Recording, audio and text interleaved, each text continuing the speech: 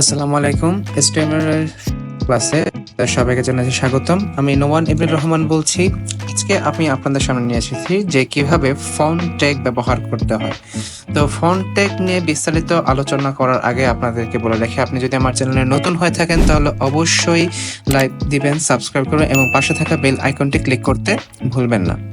তো ভিডিওটি শুরু করা যাক। যে এইখানে আজকে আমি যে টপিকটি নিয়ে আলোচনা করছি সেটা হচ্ছে ফন্ট ট্যাগ। ফন্ট ট্যাগ নিয়ে আমি আমার প্রথম ভিডিওতেও সামান্য আলোচনা করেছিলাম, কিন্তু আজকে ফন্ট ট্যাগের উপরে একটি বিস্তারিত আলোচনা করতে যাব।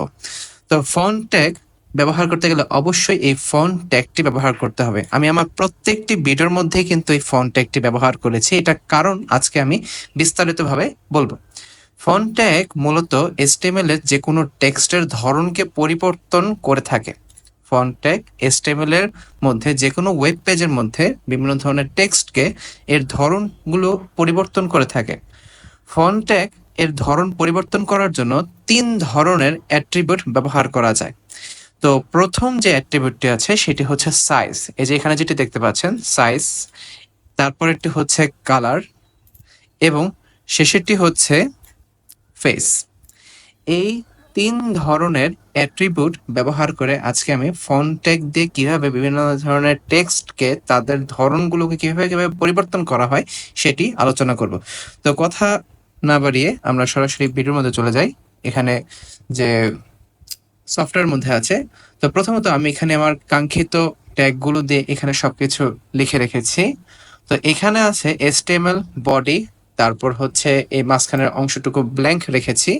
এই জায়গার মধ্যে আমি প্রথমে আগে একটি পি ট্যাগ ব্যবহার করবো। পি এর ফুল মিনিং হচ্ছে প্যারাগ্রাফ ট্যাগ, মানে কোনো প্যারাগ্রাফের লাইন লেখার জন্য ব্যবহৃত হয়। তো আমি এখানে করবো কি, প্রথমে ফন্ট ট্যাগ টাইপ করবো, FONT ফন্ট।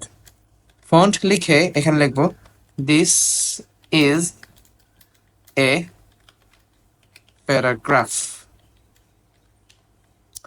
লিখলাম, লেখার পর কন্ট্রোলে চেপে যদি এসে ক্লিক করি, দেখতে পাচ্ছেন যে আমার পার্শ্ববর্তী যে উইন্ডোটি আছে ব্রাউজারের মধ্যে যেটি ওপেন হয়েছে, এখানে দিস ইজ এ প্যারাগ্রাফ লেখাটি উঠেছে, কিন্তু এটি আমার ভিডিওতে দেখতে খুবই কষ্ট হচ্ছে কারণ লেখাটি এমনিতে অনেক ছোট সাইজে এসেছে।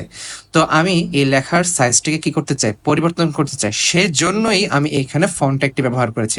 আমি করব কি, ফন্ট ট্যাগের ঠিক ট্যাগের এই অ্যাঙ্গেল ব্র্যাকেট যেটা এর ভিতরেই একটু স্পেস দিব, স্পেস দিয়ে এখানে লিখবো কি সাইজ, SIZ সাইজ। সাইজ লিখে এখানে আমি 30 রাখবো, মানে কতটুকু সাইজে আমি এটাকে বড় করতে চাই। 30 লিখে যদি কন্ট্রোল চেপে এস এ ক্লিক করি, দেখতে পাচ্ছেন যে দিস ইজ এ প্যারাগ্রাফ লেখাটি কিন্তু সাইজে বড় হয়ে গিয়েছে। এখন এটা হচ্ছে ফন্ট, যে কোনো লেখার সাইজকে কি করে থাকে, বড় করে থাকে। এই সাইজ অ্যাট্রিবিউটটি যে কোনো লেখাকে তার কাঙ্ক্ষিত সাইজে কি করতে পারবে, বড় ছোট করতে পারবে। এরপর যে অ্যাট্রিবিউটটি নিয়ে আমি আলোচনা করছি সেটা হচ্ছে কালার অ্যাট্রিবিউট। যেটা দেখতে পাচ্ছেন কালার, কালার মিনিং তো আমরা জানি, কালার মানে হচ্ছে, এখানে আমি কি করব, কালার অ্যাট্রিবিউট দিয়ে এই লেখার এই টেক্সটটাকে আমি অন্য একটি কালারে কি করব, চিহ্নিত করব।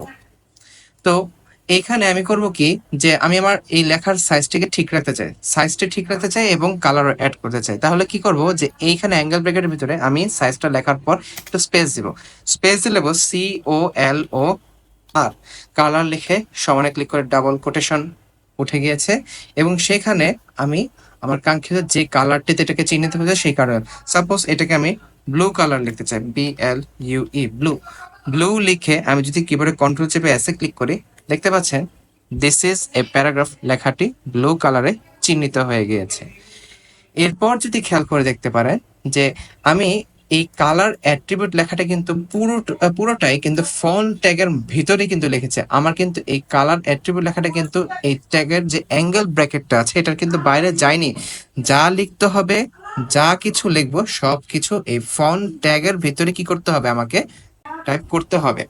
তো এখন যেটা দেখতে পাচ্ছেন যে কালার কি করে, বিভিন্ন কালার, যেমন আমি যদি অন্য একটি কালার লিখি, যেমন সাপোজ রেড, রেড লিখে যদি কিবোর্ডে কন্ট্রোল চেপে এসে ক্লিক করি তাহলে রেড কালার হয়ে গেল। অথবা যদি আমি লিখি স্কাই ব্লু, BLUE লিখে কিবোর্ডে কন্ট্রোল চেপে এসে ক্লিক করলাম, এই যে দিস ইজ এ প্যারাগ্রাফ লেখাটি স্কাই ব্লু কালার হয়ে গিয়েছে। তো এখন আমি এটা অন্য কালারে রাখি, যেমন ব্লুতেই রাখি যাতে লেখাটি আরো স্পষ্ট বোঝা যায়। ব্লুতে রাখলাম। এটা হচ্ছে ফন্ট সাইজ, যেটা কি করে বিভিন্ন লেখাকে বিভিন্ন কালারে সাইজ লেখাটি বিভিন্ন সাইজে চিহ্নিত করে এবং কালার অ্যাট্রিবিউটটি বিভিন্ন ধরনের কালারে যে কোনো টেক্সটকে প্রদর্শিত করতে পারে। তো এখন বাদবাকি রইলো কোনটা? বাদবাকি রইলো এখানে আমার ফেস অ্যাট্রিবিউটটা। ফেস, এটা আমার একটা ফেভারিট অ্যাট্রিবিউট, কারণ এই ফেসটা ব্যবহার করে আমরা টেক্সটকে বিভিন্ন স্টাইলে বিভিন্ন ফন্টে আমরা এটাকে লিখতে পারবো।